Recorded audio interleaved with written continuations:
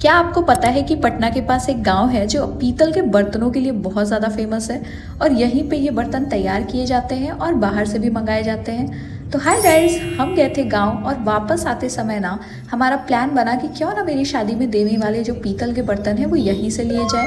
फिर क्या था, हम पहुंच गए वहाँ और गांव के ही एक आदमी ने हमें बोला कि वैसे तो पूरे गांव में इसकी दुकानें हैं, पर थोड़ा अंदर जाने पर रिजनेबल रेट में हमें बर्तन मिल जाएगा। जैसे ही हम गांव के थोड़ा अंदर गए वैसे ही हमने देखा कि बहुत सारे वहाँ पे पीतल के बर्तन के दुकान थे। एंड सबसे बड़ी गलती हमसे ये हुई थी कि हम गाड़ी लेकर वहाँ पे चले गए थे और एक जगह तो ऐसा जाम लग गया था कि दोनों साइड की गाड़ियाँ निकलनी बंद हो गई थी और गाड़ी मेरा भाई ड्राइव कर रहा था, तो ही ऑलमोस्ट गिव अप कि नहीं जाना अंदर।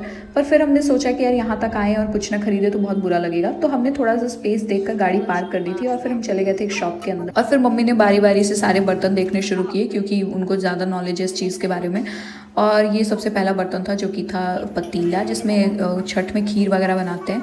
वैसे हमने बहुत सारी यहाँ से चीज़ें ली, लाइक कढ़ाई, बाल्टी और भी बहुत सारी चीज़ें थी। और ये जग मुझे बहुत पसंद आया था, पर इस पर बहुत ज़्यादा नक्काशी थी और बाद में इसको धुलना बहुत ही मुश्किल हो जाता, तो मैंने सिंपल जग ही लिया था।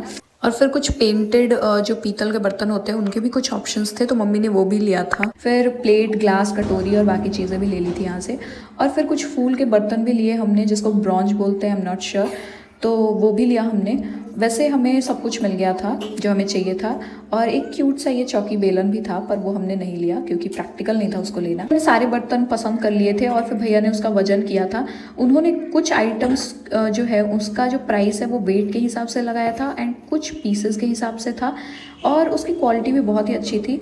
एंड बार्गेनिंग के बाद उन्होंने हमें 730 रुपीज़ पर केजी के हिसाब से दिया था एंड हमारा टोटल बिल अराउंड 20,000 रुपीज़ का बना था।